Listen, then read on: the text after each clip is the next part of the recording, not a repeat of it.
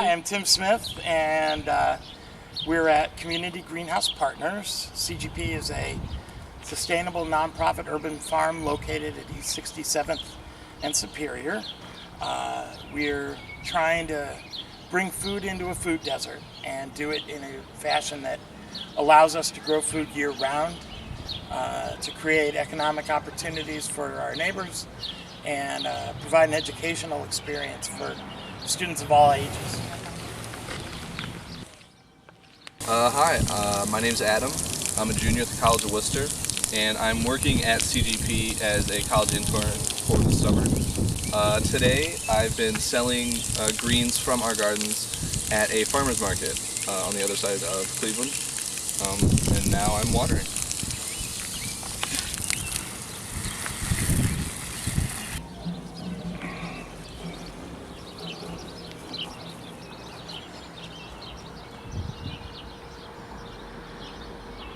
I'm Greg.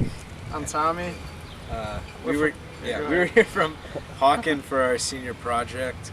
So we've been here for 4 weeks now, doing a lot of stuff, planting, finishing the hoop house out back, doing the irrigation system, and it's been a blast. Yeah, we've learned a lot about permaculture and meeting interesting new people, and obviously experiencing things we had never had before in our lives, and we never would if we wouldn't have come here. So it was definitely a good thing to do. Well, I don't think either of us had really worked and planted and seeded and gardened. So I mean, that's something we can use the rest of our lives, and so that was helpful. Yeah, just like various little things about what works in the garden and what doesn't. I wouldn't say one particular thing, but there's been lots of tips that we've learned that amount to a lot. Cool. Hi, my name's Zach. I'm going to be a junior at the College of Worcester, and I'm doing an internship this summer at CGP. I got this internship through the college. I found out about it through one of my professors who has a connection here.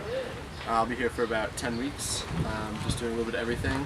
Gardening, planting, made these beds you can see on the floor here, and these microgreens up on the shelves. Those have been two of our big projects recently.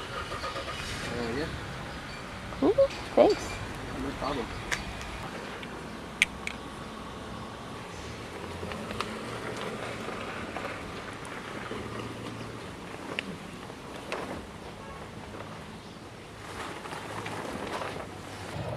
We bought the former St. George Catholic Church back in December of 2010. This is our first full year of production. We've built this hoop house. We've got 2 more hoop houses off to the side that are in mid-construction. We've got a large structure in the front, and this fundraiser that we're attending today is to build a duplicate of the wooden structure in the front.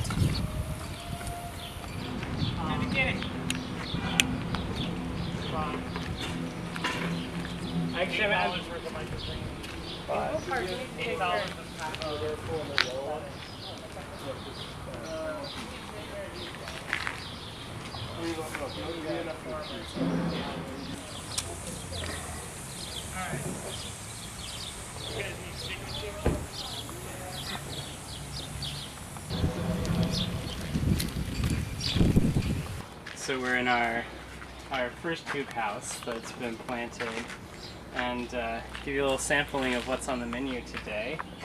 First off, I'm sure you started with a lovely salad, and here you can see some of the salad greens growing.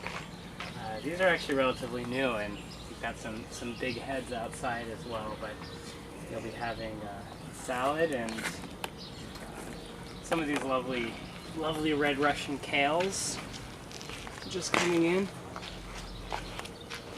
Beautiful, soft and tender, really delicious.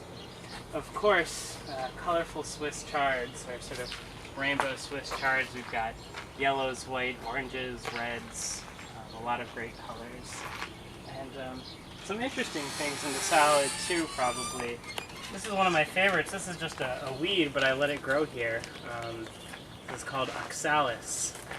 And it's full of oxalic acid, which gives it this gorgeous lemony flavor. So this is probably growing in your backyard somewhere, and you should be throwing it in the salad. It's just that good. Who else is on the plate here? We can see the tomatoes, but they're not quite ready, but they're starting to flower. There's going to be lots of black cherry tomatoes, little mini ones. Yeah.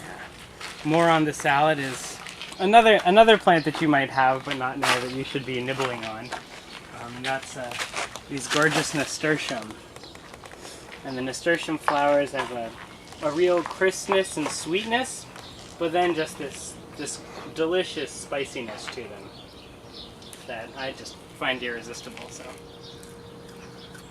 not so many of those on the menu yet, but probably a few of those. And yeah, actually in the salad itself, probably a fair bit of, we have some of these smaller red Russian kales that go great in a salad mix. And I wouldn't be surprised if there weren't a couple radishes on the menu. So we have some gorgeous radishes. And whenever you're buying radishes, remember that the greens are also delicious. A little bit rough to eat raw, but fantastic when cooked down. You could think of them like turnip greens or mustard greens. So that's what we have in this house, in the hoop house. Let's see, we might throw in some pepper grass. This is a cressida. Really delicious, almost fiery, peppery little plant. So instead of adding black pepper, you can actually just include that as part of your greens. Really good. And then pouring right next to it, we have our garlics getting ready. And these scapes, these little curly stalks, will open up to become flowers. But they're actually quite delicious. Fresh cooked, have a really intense garlic flavor. But honestly, my favorite thing to do with these is to pickle them. Actually, pickled garlic scapes has got to be one of my favorite foods. But these are fantastic and fresh and delicious. And yeah, so you can start getting your garlic earlier in the year than you would if you were just waiting for the bulbs to finish. And they're just kind of funny bounce. Kind of fun to play with.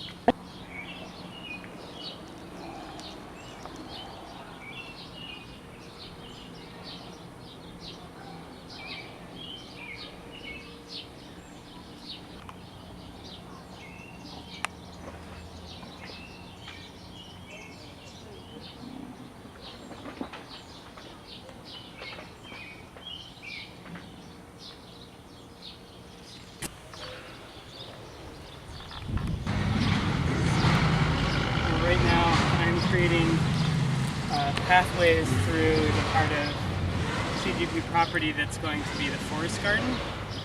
So this is an area that's going to be centered around trees and perennials and planted in such a way that it mimics a native woodland ecosystem. So there'll be trees planted in layers from the ground all the way up to canopy trees. So there'll be layers of herbaceous plants, shrubs, small trees, tall trees, as well as a layer of rooting crops underneath, and vines that go both from the bottom all the way to the top. So there'll be layers from here, and you can see some of the small trees starting to emerge from this kind of scrubland. So right now I'm working on just putting in some wandering paths to get in and around without.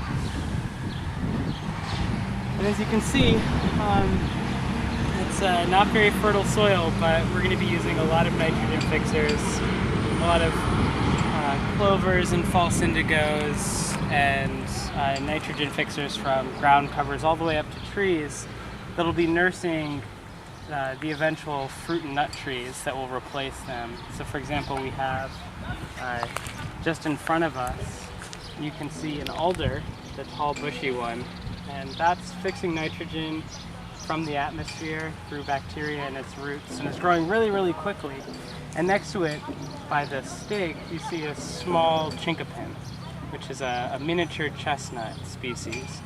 And then as this alder grows up, I'll be chopping it down periodically and adding it as mulch to help speed up the growth of the chinkapin. Yeah, so we have, it's in a way, it's taken some time, but we've actually planted our mulch on site. We've planted our fertilizers. They're here, they're growing, they're part of the forest, and they're going to be nurturing the mature forest that will emerge from them eventually. And then what we'll have is a garden, but a forest garden. So one, and because it's patterned like a forest, it goes on indefinitely. It doesn't really require us anymore to continually take care of it. It'll continue to be productive, and very productive, because again, all those productive trees and plants are there in layers.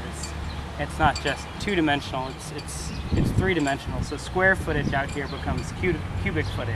As say, an apple tree is producing apples, and beneath that you might have a blueberry or a gooseberry providing berries. A step beneath that you could have, a layer of herbaceous plants, ramps, carrots, all sorts of plants like that. And beneath that, again, a layer of rooting crops, things that store the energy from the sun in their roots to eat over the winter and get a lot of good crops out of that.